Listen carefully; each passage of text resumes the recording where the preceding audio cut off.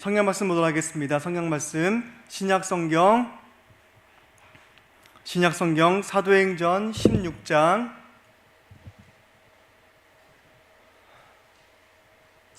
16장 우리 6절부터 10절까지 말씀 보도록 하겠습니다.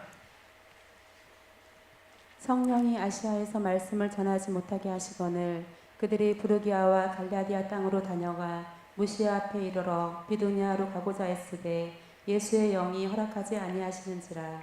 물치아를 지나 드로아로 내려갔는데 밤에 환상이 바울에게 보이니 마게도냐 사람 하나가 서서 그에게 청하여 이르되 마게도냐로 건너와서 우리를 도우라 하거늘 바울이 그 환상을 보았을 때 우리가 곧 마게도냐로 떠나갈 길을 힘쓰니 이는 하나님이 저 사람들에게 복음을 전하라고 우리를 부르신 줄로 인정함이로라. 아멘. 아멘.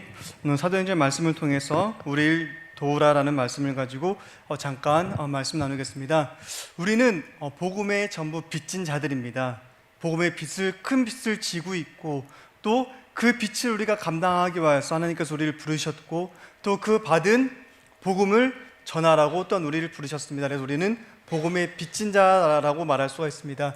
우리나라에 기독교가 맨 처음에 들어왔던 것을 생각해 보게 되면 1880년대에 이 땅에 기독교가 맨 처음에 들어왔을 때 그때를 생각해 보게 되면 그때는 굉장히 조선 땅이 힘들고 어려웠었고 복음 전하는 것도 굉장히 어려웠던 그 시대에 선교사님들이 이 땅에 들어왔던 이유가 뭐냐면 이 땅에서 죽어가고 있는 영혼들을 긍휼히 여기는 마음을 가지고 이 땅에 들어왔다라는 것입니다. 이 땅에 선교사님 가운데에 제일 먼저 순교하신 분이 토마스 선교사님인데 이분은 맨 처음에 중국 선교를 위해서 부르심을 받았었고 중국에서 복음을 전하다가 중국에서 조선이라는 나라에 대한 이야기를 들었습니다. 그래서 내가 어떻게 하면 그곳에 갈 수 있을까라고 해서 처음에 조선 땅에 왔지만 그곳에서 쫓겨나게 되었습니다. 그래서 한국말을 공부하게 되고 한국말을 연구하면서 미국의 제너럴 셔먼호가 한국에 가는 데 있어서 통역이 필요하다라는 얘기를 듣고 그 배에 승선했다가 그곳에서 목숨을 잃고 말았습니다. 하지만 그분이 죽으면서 던진 성경책이 으로 말미암아 한국 땅이 유일하게 선교사들이 들어오지 않고 자생적으로 교회가 먼저 설립이 되는 놀라운 역사가 나타났다는 것입니다. 선교사님들이 맨 처음에 이 땅에 들어와가지고 놀랬던 것이 뭐냐면 한국 땅에 이미 교회가 세워져 있었고 사람들이 모여서 예배를 드리고 있다는 것입니다.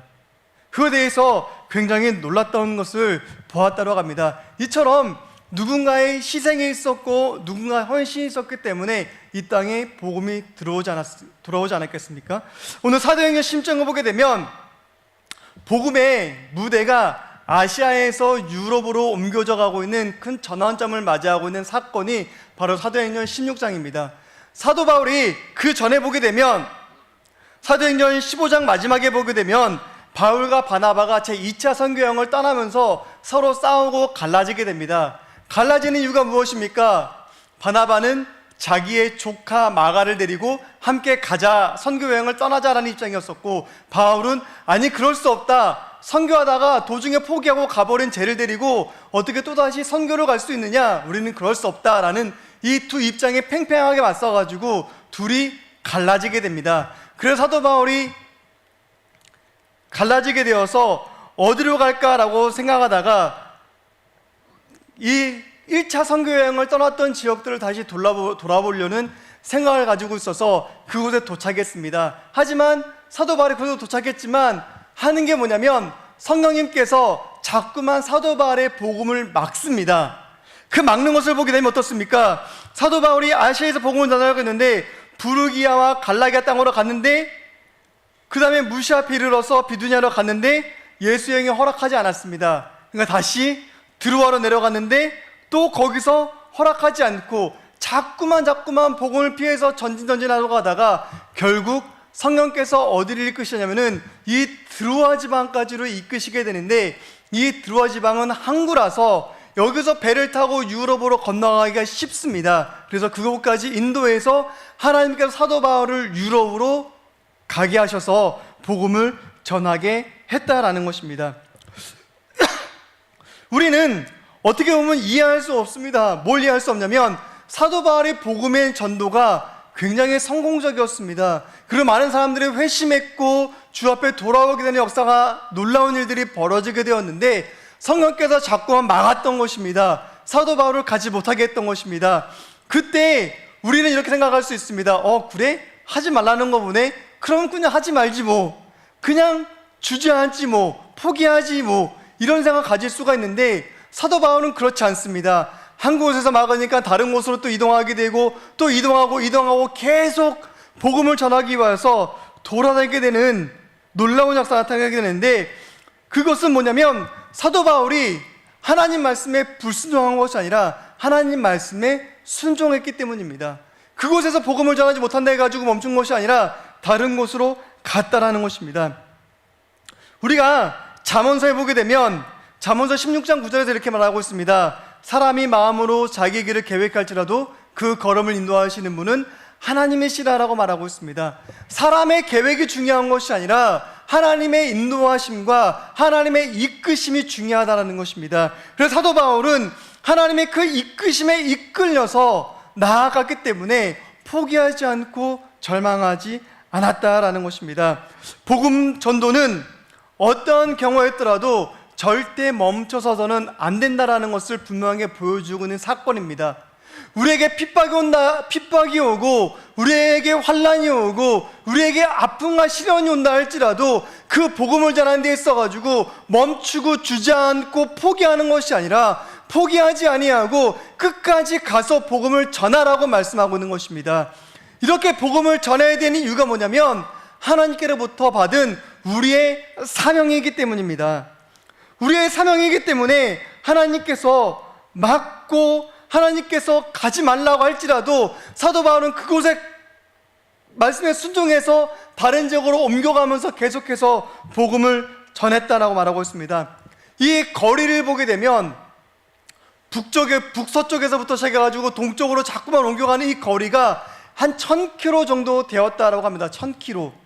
서울에서 부산까지가 350km를 잡고 있는데 한 번 왕복하고 한 번 더 갈 수 있는 거리를 사도 바울이 갔다라는 것입니다.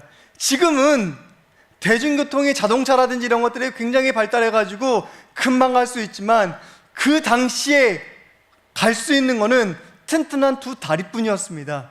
그래서 이 1000km 되는 거리를 걸어가려면 몇 개월에 걸쳐가지고 다니면서 아니면 몇 년에 걸쳐 다니면서 복음을 전했다라는 것입니다.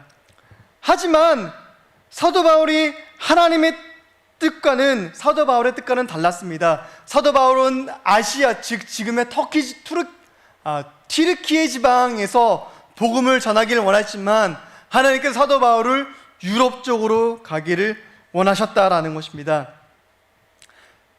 위 이야기에서 말씀하고 있는 바가 뭐냐면 복음 전도를 절대로 멈추지 말라라고 말하고 있는 것입니다. 예수님께서도 마태복음 10장 23절에 보게 되면 이렇게 말씀하십니다. 이 동네에서 너희를 핍박하거든 저 동네로 피하라라고 말씀하셨습니다. 이 말씀이 뭐냐면 상갈동에서 복음을 전하다가 박해가 일어나면은 상갈동이 아니라 보라동으로 이동해가지고 그곳에서 복음을 전하라라고 말씀을 하고 있는 것입니다. 복음 전도를 멈추고 포기하는 것이 아니라 계속해서 인도하라라고 말하고 있는 것입니다. 왜냐하면 이 전도는 사도 바울에게 맡겨진 가장 큰 사명일 뿐만 아니라 가장 큰 은사였다라고 말하고 있습니다. 사도 바울의 전도를 보게 되면 어떻습니까? 사도 바울이 전도한 내용들을 보게 되면 40에 하나 감한 매를 2번이나 맞았고 태장도 많이 맞고 돌에 맞아가지고 거의 반송장이 되기도 했었고 강도의 위협과 칼의 위협과 또 바다에 빠져가지고 죽을 뻔하기도 했었고 이러한 수많은 위협이 있었지만 하지만 그렇다고 해서 복음 전하는 것을 포기하거나 좌절하지는 않았다라고 말하고 있습니다. 성도 여러분, 하나님의 일은 내 마음에 내켜서 하는 것이 아닙니다. 내 마음에 내킬 때에만 하나님의 일을 하고 내 마음에 안 내키면 안 하는 것이 아니라 내 마음에 내키든지 안 내키든지 간에 상관없이 하나님의 말씀이기 때문에 순종해야 된다라고 말씀하고 있다라는 것입니다. 사랑하는 성도 여러분, 우리 주님은 우리로 하여금 반드시 하나님께서 원하는 지역으로 이끄신다라는 것입니다. 하나님께서 원하시는 곳으로 가게끔 만드신다라고 말씀하고 있습니다. 대표적인 얘기를 보게 되면 구약 성경에서 누가 있습니까? 요나를 볼 수 있어요. 요나. 하나님 낯을 피하여서 다시스로 도망하던 그 요나를 하나님께서 마른 하늘에 풍랑을 만나게 하시고 제비를 뽑는데 그 가운데 요나가 걸리게 하시고 물속에 던져졌는데 그것 가운데에 물고기를 예비하셨다가 3일을 물고기 뱃속에 있다가 니느웨에 토하게 하시고 니느웨에 가서 결국은 하나님의 복음을 전하지 않습니까? 이처럼 주님은 성령을 통해서 우리 주님이 원하시는 곳으로 가게 하신다라는 것입니다. 내가 가지 않겠다고 피한다고 해가지고 그 길을 피할 수 있는 것은 절대로 아니라는 것입니다. 만약에 하나님의 길을 피할 수 있다면 수많은 사람들이 하나님을 피하여서 도망가지 않겠습니까?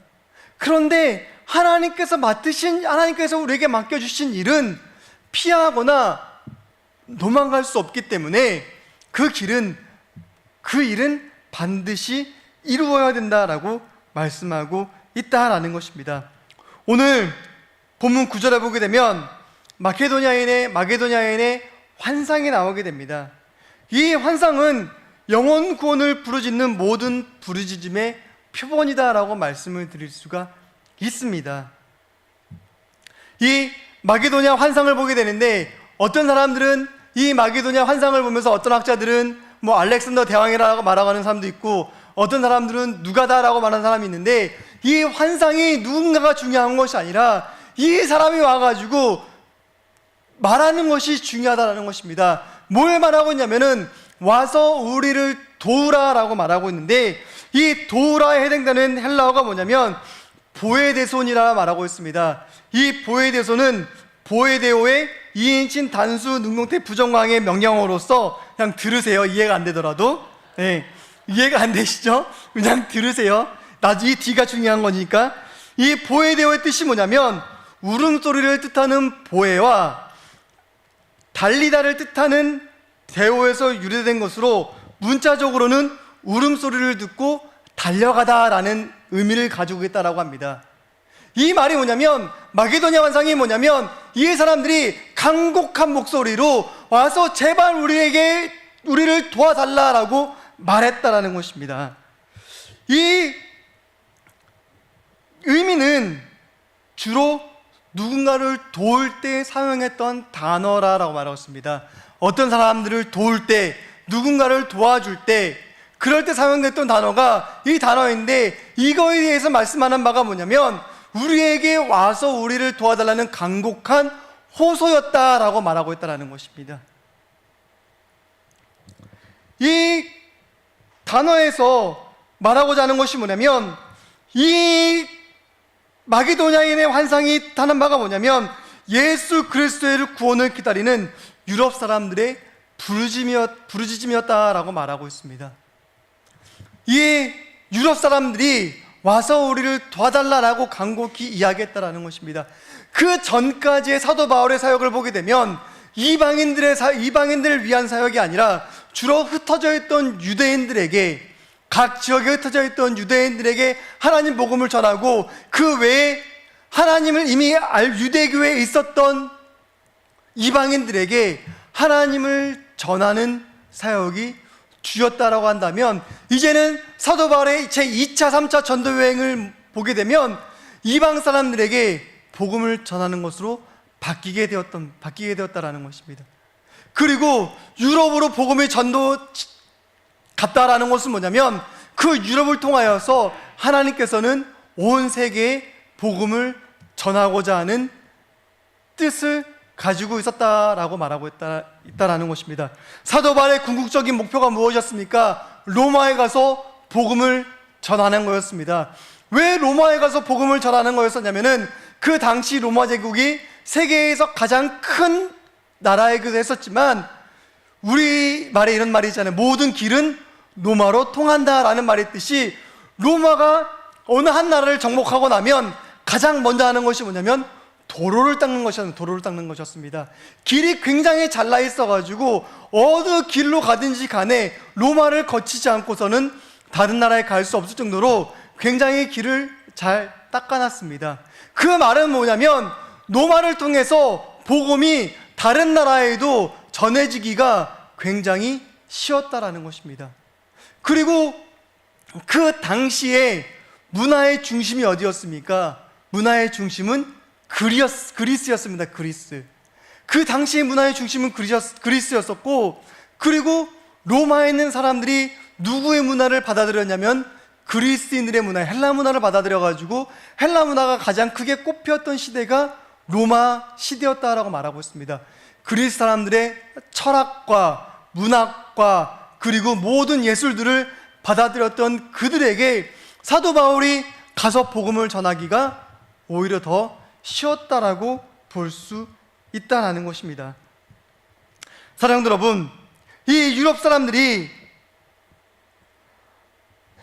이 오늘 사도 9절에서 말씀하고 있는 바가 뭐냐면 유럽 사람들이 울고 있었다는 것이 아니라 가서 도와주지 않으면 안 될 정도로 굉장히 복음을 필요로 했다라는 그러한 이야기인 것입니다. 우리도 우리 주변에 보게 되면 하나님의 복음을 듣고자 하는 사람들이 얼마나 많은지 모릅니다. 하나님의 음성을 하나님은 알지 못하고 하나님의 어떠한 분이신가를 깨닫지 못하고 죽어가고 있는 사람들이 너무나 많이 있습니다. 그리고 힘들어하고 있는 그들에게 구원을 외치고 있는 사람들이 굉장히 많이 있다는 것입니다. 우리는 그들에게 다가가서 사도 바울과 마찬가지로 복음을 전할 책임이 있다는 것입니다. 사도 바울은 복음을 필요한 사람들에게 그 깊은 열망을 아신 하나님께서 바울의 영적인 눈을 들어서 친히 보여주셨다라는 것입니다. 만약에 바울이 유럽에 가지 않았으면 복음이 아직도 유럽 지방에, 아시아 지방에만 있을지도 모르고, 그리고 그곳에만 있다가 이슬람 세력에 밀려가지고 없어졌을지도 모른다라는 것이죠. 그 당시에, 이 사도 바울 당시에 가장 큰 교회들은 전부 다 어디에 있었냐면 소아시아 지방에 있었습니다. 지금의 튀르키 지방, 소아시아 지방에 있었는데 그 소아시아 지방에 있었던 기독교가 다 어찌 되었습니까? 이슬람교로 바뀌지 않았습니까? 전부 다 이슬람교로 바뀌어서 그곳에서 기독교인들을 찾아보기가 굉장히 힘들게 되었다라는 것입니다. 유럽 선교의 시작은 전적으로 하나님의 주도적인 계획과 인도하심에 이루어졌다라고 말하고 있다는 것입니다. 이사야서 52장 7절에 보게 되면 이렇게 말씀하고 있습니다. 좋은 소식을 전하며 평안을 공포하며 복된 소식을 가져오며 구원을 공포하며 시온을 향하여 이르기를 내 하나님이 통치하신다 하는 자의 산은 없는 발이 어찌 그리 아름다운가 라고 말씀하고 있습니다. 이 말씀을 시편에서 인용해서 뭐라 말씀하고 있냐면 복음 들고 산을 넘는 자들의 발길이 아름답도다 라고 말씀하고 있습니다. 가장 아름다운 발이 뭐냐면 복음을 가지고 산을 넘는 자들의, 다른 동네로 가는 자들의 발길이 가장 아름답다라고 말씀하고 있다는 것입니다. 이 땅에 맨 처음에 복음이 들어와서, 기독교가 들어와서 그 당시에 누가 있었냐면 권서인들이 있었습니다. 성경을 가지고 먼 산골짜기마다 가가지고 복음을 전하거나 성경책을 파는 사람들이 있었습니다. 그들이 있었기 때문에 우리나라에 기독교가 그만큼 빨리 퍼질 수가 있었고 복음화가 그만큼 더 쉽게 될 수 있었다라는 것입니다. 이처럼 우리도 이와 같은 복음의 전도가 필요하다라고 말하고 있습니다. 지금은 옛날과 달려가지고 지금은 우리가 사람들에게 가서 예수 믿으세요라고 말하기가 굉장히 힘든 시대가 지금 찾아왔습니다. 그렇죠? 누군가의 복음을 전한다는 것이 굉장히 힘들고 어려운 시기가 찾아왔습니다. 그렇다면 우리가 그대로 그냥 복음 전하는 것을 포기하고 말아야 될까요? 그렇지 않다라는 것이죠. 그럼 어떻게 해야 될까요? 우리의 삶으로서 우리의 복음을 보여주면 된다라는 것입니다. 내 언어 생활, 내 행동가지, 내 몸가짐을 통해서 사람들에게 뭔가를 보여줘야 된다는 것이죠. 그것이 뭐죠? 저 사람은 뭔가 달라. 교회 다니는 사람들은 뭔가 달라. 이것이 언제 그랬었냐면 이 땅에 1910년도 그때에 기독교 인구가 2%밖에 되지 않았습니다. 그런데 그들의 영향력은 2%가 아니라 이 조선이라는 이 나라를 움직일 정도로 굉장히 큰 영향력을 가지고 있었고, 그리고 그들을 통해서 복음을 알게 된 사람들이 얼마나 많은지 모릅니다. 그 당시에 우리 믿음의 선조들이 어떻습니까? 복음과 삶이 일치된 행동을 했다라는 것입니다.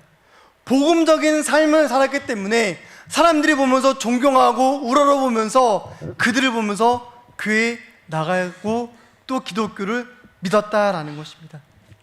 우리도 이처럼 우리의 눈에는 보이지 않고 귀에는 들리지 않지만 우리를 향해서 구원을 호소하는 수많은 영혼들이 있다라는 것을 기억해야 된다는 것입니다. 그래서 박윤서 목사님은 이 사도행전 9장을 통해서 이렇게 말씀하셨습니다. 이 호소는 온 인류가 울부짖는 부르짖음의 표본이다. 인류는 그리스도의 복음으로 말미암는 구원 이외에는 아무런 도움을 받을 길이 없다. 영혼을 구원할 수 있는 도움만이 진정한 도움이다. 그 밖에 철학, 과학, 정치, 기타 모든 것은 진정한 도움을 주지 못한다. 이런 것들은 물에 빠진 사람에게 썩은 쥐를 던져주는 것과 같다라고 이야기했습니다. 물에 빠진 사람에게 썩은 동아줄을 던져봤자 그 사람을 구원할 수 없는 것과 똑같이 물에 빠진 사람에게는 새 동아줄을 던져주든지 아니면은 그 사람을 구해줄 수 있는 방법을 찾아야 된다라고 말씀하고 있다라는 것입니다. 지금 사회가 어떻습니까? 굉장히 많이 발전했습니다. 문화, 경제 말할 것도 없이 굉장히 많이 발전했음에도 불구하고 지금 우리 주변에 보게 되면 울부짖는 사람들이 얼마나 많은지 모릅니다. 우리의 일은 이러한 영혼들에게 하나님의 복음을 전하는 일이다라고 말할 수가 있다라는 것입니다. 그리고 10절에 보면 어떻습니까? 사도 바울은 이 환상을 보자마자 즉시 순종했다라고 말하고 있습니다. 맨 마지막에 보면은 우리를 부르신 줄로 인정함이라 라고 말하고 있습니다. 이 인정하다라는 단어가 뭐냐면 그 신비바조라고 말하고 있는데 이 의미는 위에 올라타다, 함께 결합하다, 함께 짝을 맞추어서 한 몸을 이루다라는 문자적인 의미를 가지고 있습니다. 이 말은 사도 바울의 전도단들이 모두 다 일치해서 하나님께서 우리에게 유럽으로 가서 복음을 전하게 하시는구나, 하나님께서 우리에게 아시아가 아니라 유럽에 있는 사람들에게 하나님 말씀을 전하게 하라고 하시나구나라는 것을 깨달았다라고 말씀하고 있다라는 것입니다. 사랑하는 여러분, 사도 바울의 일행들이 마케도니아 사람의 환상을 통해서 하나님께서 자신들에게 그곳에 가서 복음을 전하라는 뜻으로 인정했다는 것은 하나님의 계시에 자신들의 이성을 결합했다라는 것입니다. 즉 하나님의 뜻이 내 뜻입니다라고 고백했다라는 것입니다. 그 말에, 그렇기 때문에 그 말씀에 즉각적으로 순종했고 그리고 즉시 배를 타고 마게도냐로 떠났다라는 것입니다. 성도 여러분, 우리도 신앙생활을 하게 보면은 나를 향한 주님의 뜻이 무엇인지를 확신하지 못할 때가 너무나 많이 있다는 것입니다. 하지만 그때마다 기억할 것이 뭐냐면 하나님께서 나를 부르신 것은 다 하나님의 뜻과 계획이 있다라는 것입니다. 우리는 그 뜻에 순종하며 나아가는 것이 우리의 역할이다라고 말씀드릴 수가 있다라는 것입니다. 사랑하는 여러분, 말씀을 정리하도록 하겠습니다. 사도 바울이 마게도냐 환상을 통해서 말씀하고 있는 바가 뭐냐면 하나님의 말씀에 즉각적으로 순종해서 복음 전하기를 결심했다라는 것입니다. 그리고 자신의 사명, 복음 전하는 이 사명을 마치기 위해서 끝까지 최선을 다했다라는 것입니다. 그리고 하나님께서 비록 아시아에서 복음을 전하지 못하게 막으셨지만 그 막으셨다고 포기하고 절망한 것이 아닌 오히려 다른 지역에 가서 계속해서 복음을 전했다라는 것입니다. 그 말씀을 통해서 우리에게 오는 핍박과 환난이 온다 할지라도 우리도 복음 전하는 일을 결코 멈춰서는 안 된다라는 것입니다. 그 말씀을 기억하시면서 사도 바울과 마찬가지로 우리도 내가 있는 곳에서부터 복음을 전하기 시작하고, 그리고 궁극적으로 하나님께서 우리를 부르신 그 뜻에 합당해서 복음을 전하는 복음 전도자의 삶을 살아야 한다라는 것입니다. 이 말씀을 기억하면서 하나님의 복음을 전하는 사람답게, 그리고 사도 바울처럼 이 마게도냐 환상을 통해서 즉각적으로 순종하고 유럽에 가서 복음을 전했던 것처럼 우리도 복음을 전하는 복음 전도자의 삶을 사시기를 간절히 축원하겠습니다. 이 시간 우리 잠깐 우리가 찬양하겠습니다. 이 찬양은 10년 전쯤에 나온 찬양인데, 제가 말씀을 준비하면서 이 선교사라는 찬양입니다. 이 찬양을 우리가 이 시간에 부르면서 다시 한번 하나님께서 우리를 왜 부르셨는지, 우리의 부르심의 끝이 무엇인지를 다시 한번 찾고 나아가시기를 바라면서 찬양하겠습니다.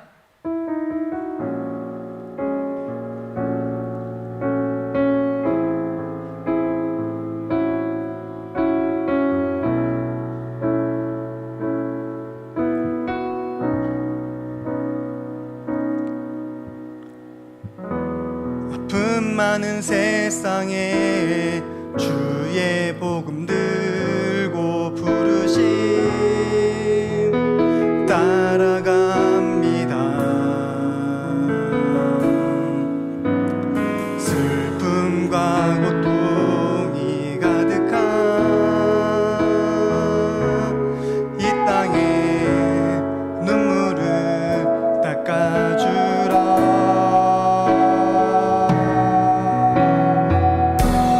어쩌면 내 삶은 전혀 돌볼 수 없을지